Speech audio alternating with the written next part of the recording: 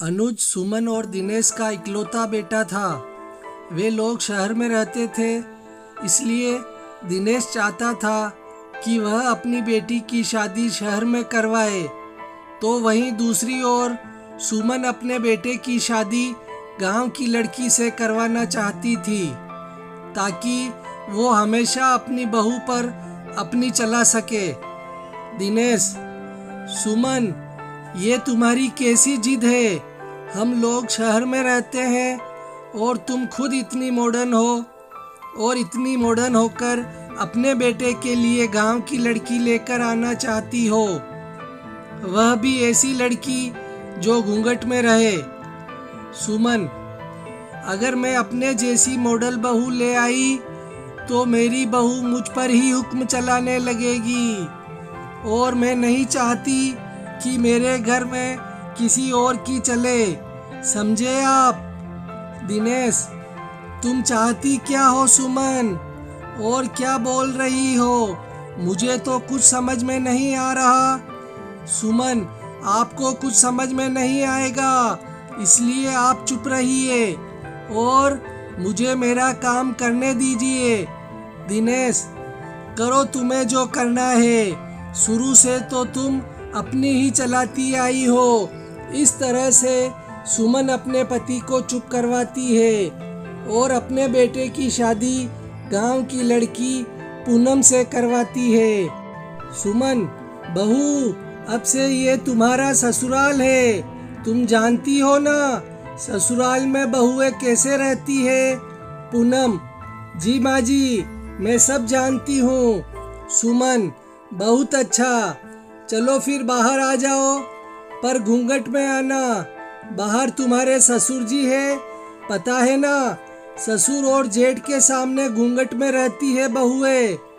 पूनम, जी माँ जी। सुमन के कहने पर पूनम घूंघट में बाहर जाती है।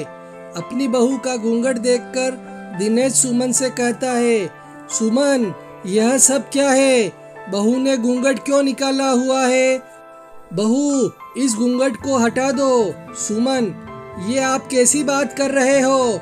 ये हमारी बहू के संस्कार है, और भूलिए मत, बहू हमेशा ससुर और जेठ के सामने घूंघट में ही रहती है।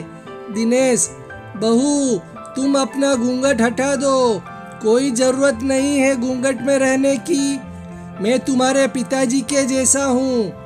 पूनम, पर पिताजी, मैं घूंघट नहीं हटा सकती।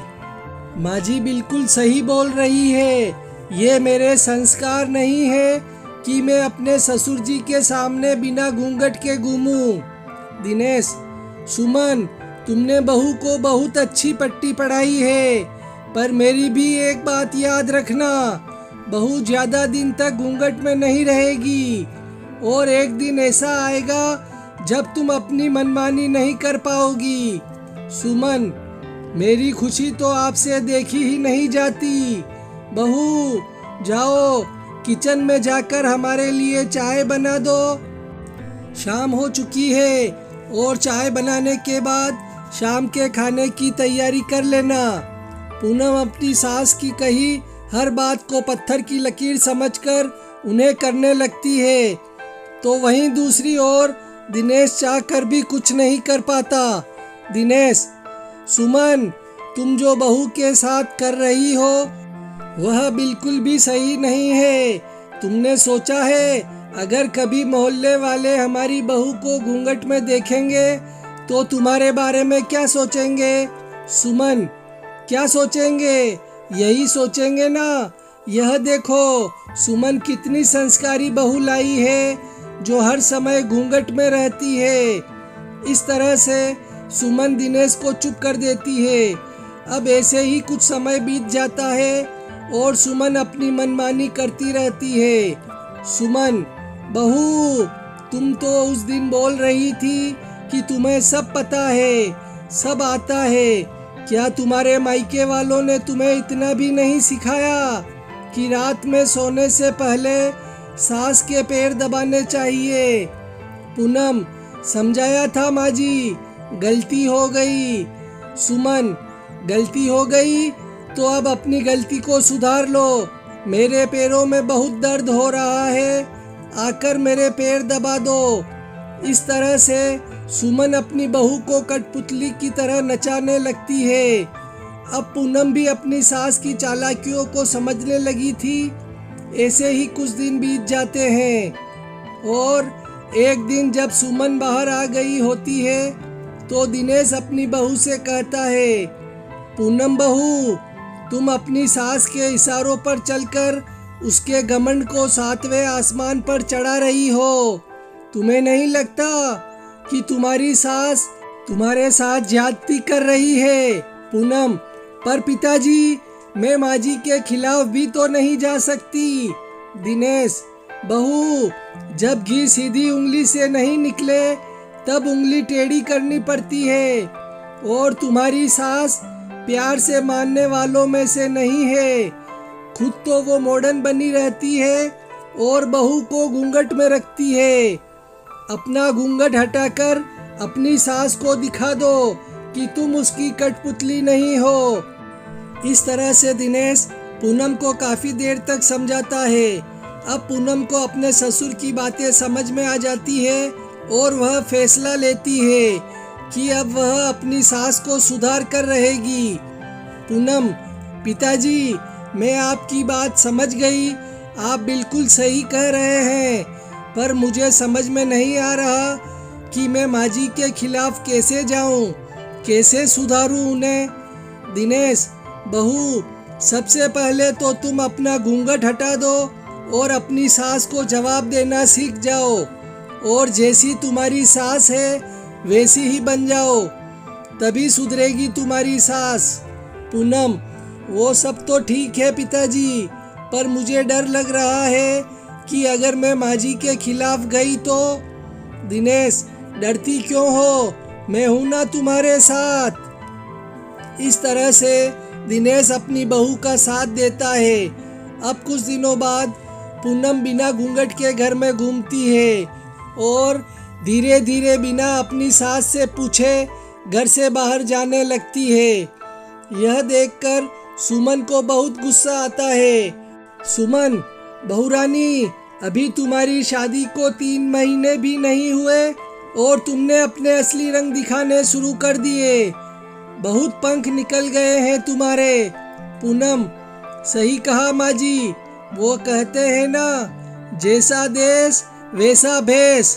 देखिए ना, यहाँ कोई घूंघट में नहीं रहता। दूसरों को क्या कहूँ, जब मेरी सास इतनी मॉडर्न है। जब सास इतनी मॉडर्न है तो बहू गांव की कैसे रह सकती है। इतना बोलकर पूनम हंसती हुई वहां से चली जाती है। सुमन अपनी बहू को इस रूप में देखकर बहुत हैरान होती है।